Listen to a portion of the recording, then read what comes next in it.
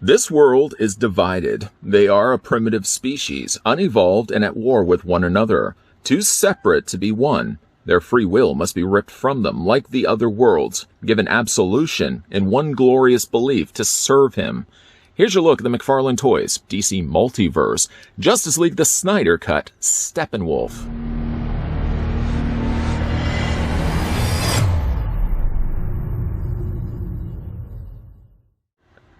An 8-foot-tall warrior from the nightmare world of Apocalypse, Steppenwolf is general of the Apocalyptian army. With enhanced strength, agility, and endurance, Steppenwolf is a master with any weapon, but prefers to wield his electro axe to crush his opponents.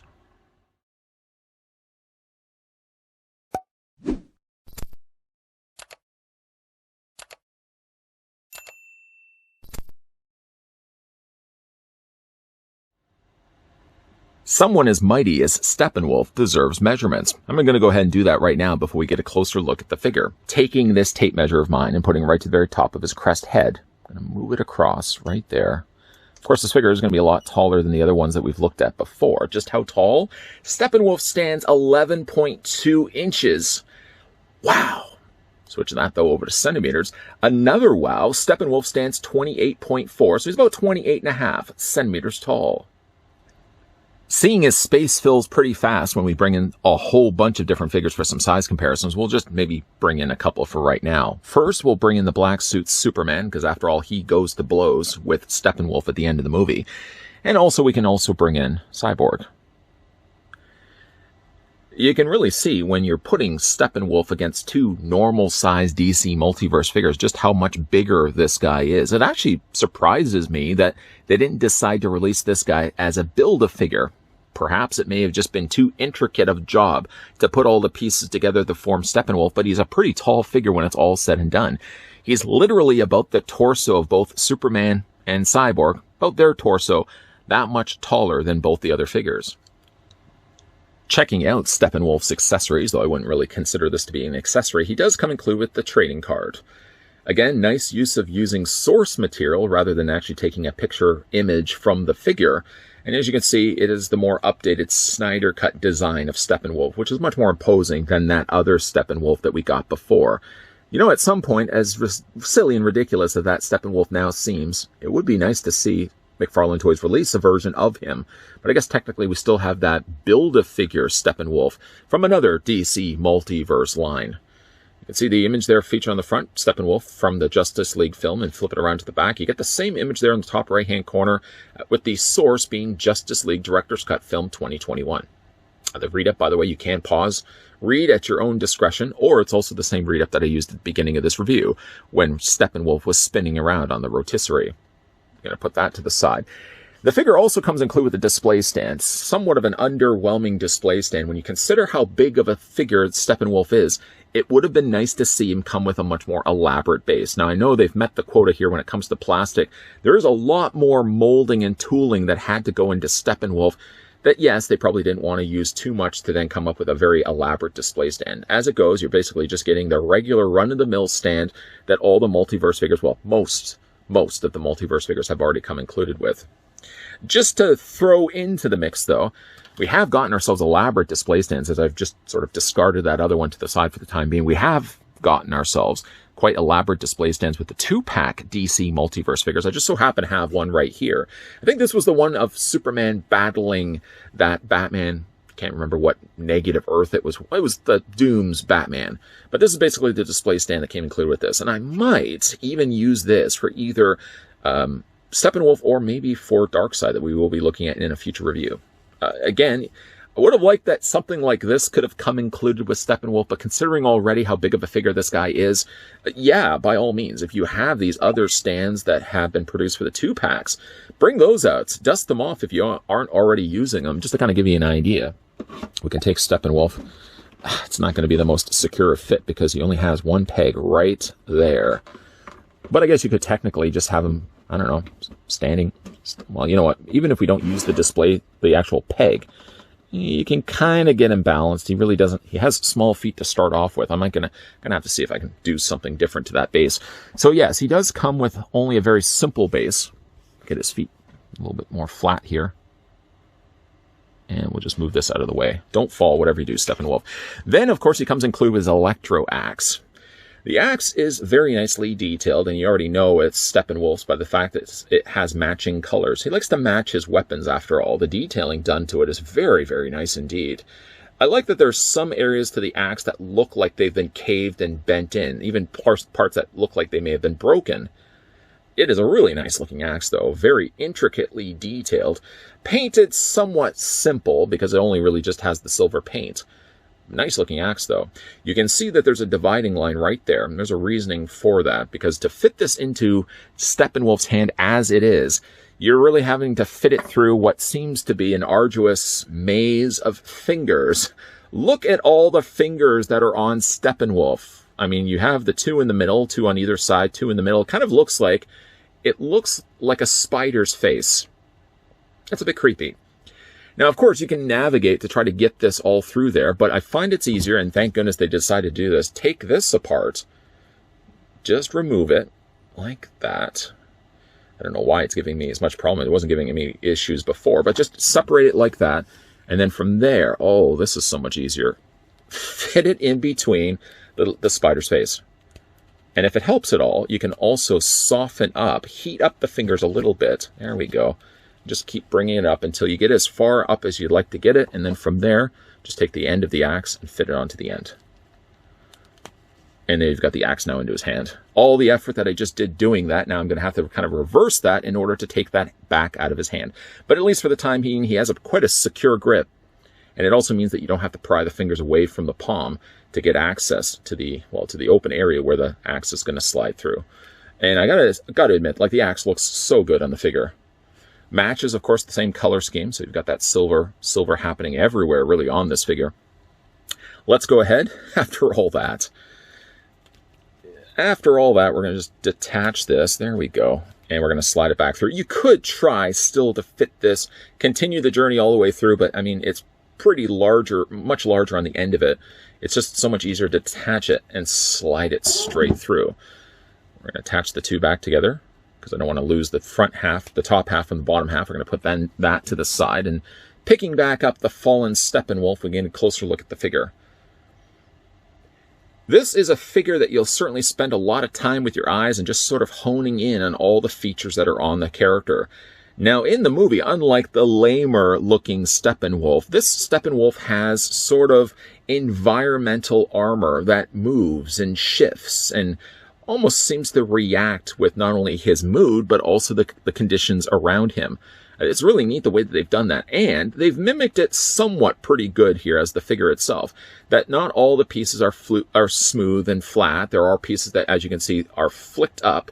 There's little pieces that are sticking up, for example, that kind of mimic the look of his moving armor. Of course, we can get a closer look at his head sculpt. Head sculpt is pretty good. If I could make any valid argument, I could probably say, like, it looks a little blurry. Not necessarily the part of his face, but I would say the part that then connects to his headdress.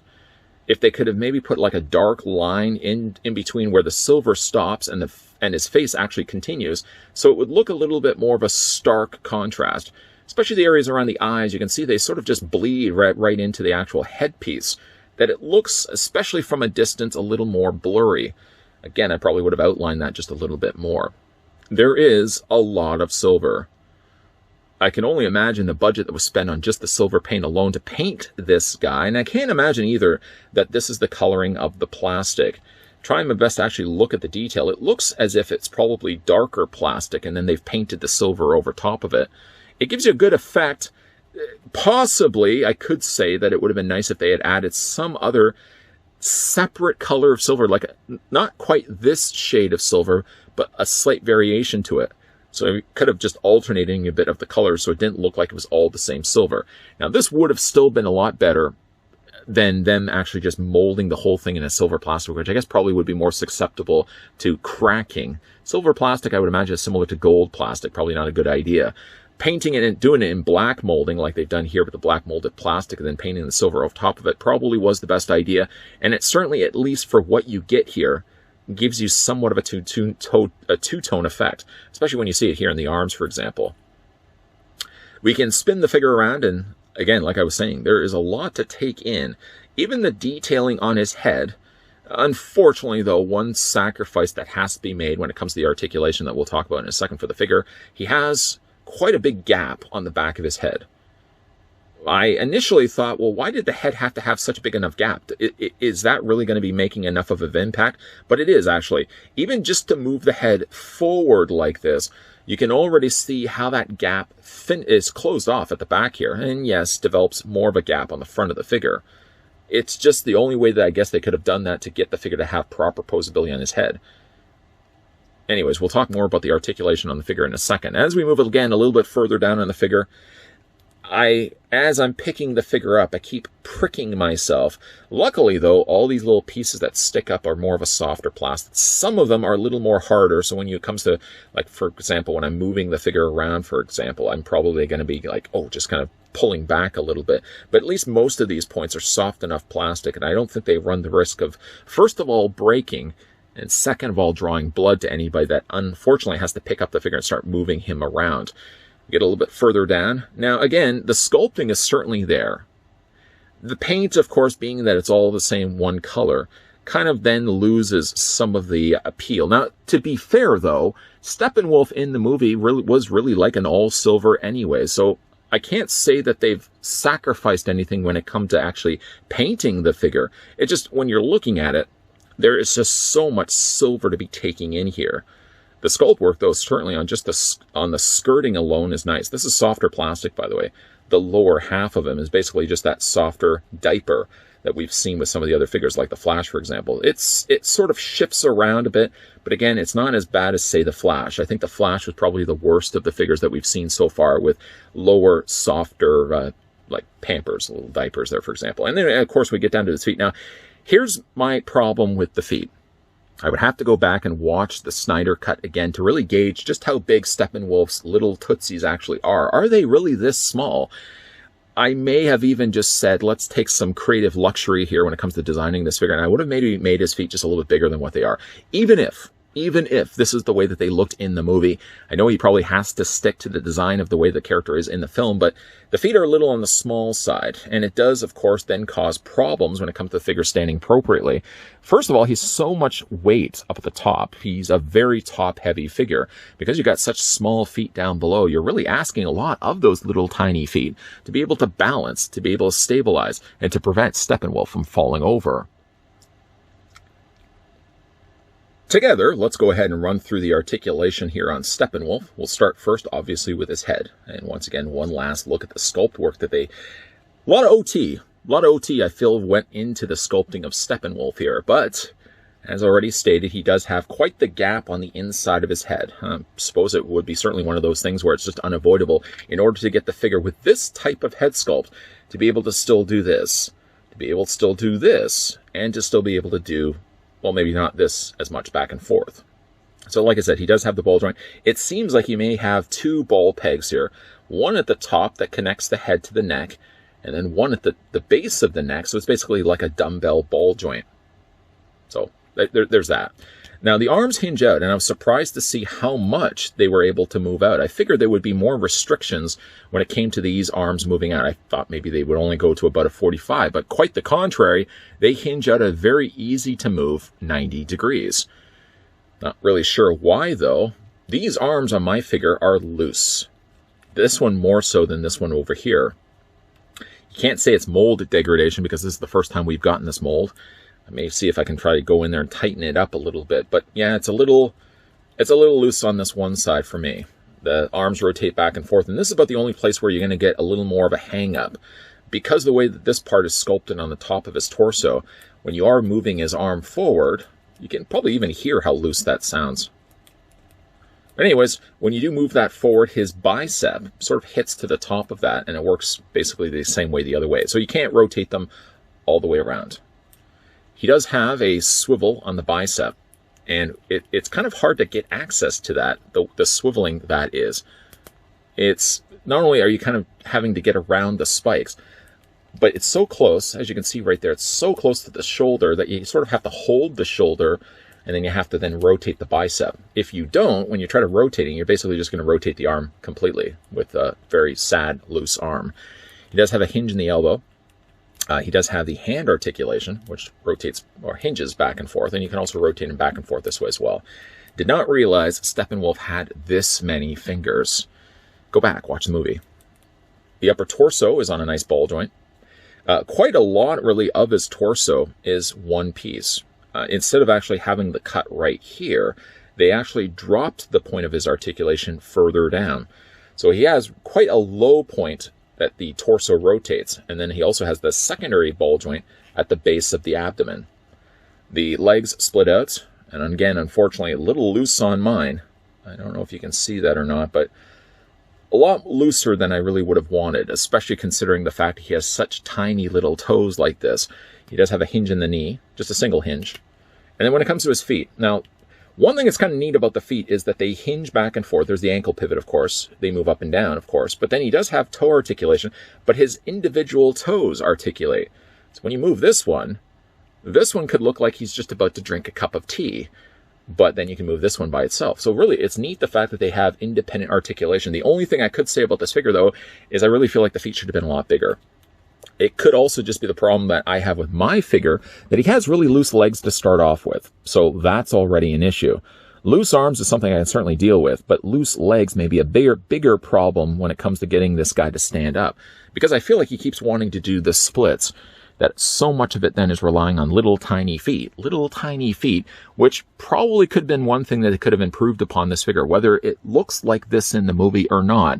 Small feet like this could cause some problems with a character this size trying to stand upright, despite dealing with some rather loose legs. No, not my legs, Steppenwolf's legs, although my legs have been a little on the loose side as of late. Despite those loose legs on Steppenwolf and having some difficulty standing, I can still actually get the figure to stand for the time being, even without a display stand. Going back, though, to the idea of talking about the display stand, at the very beginning, I kind of asked why they didn't come up with a more elaborate display stand. And even further then, adding on to that point, why didn't they just use the flight stand and give you a larger waist clip that could have clipped around his waist?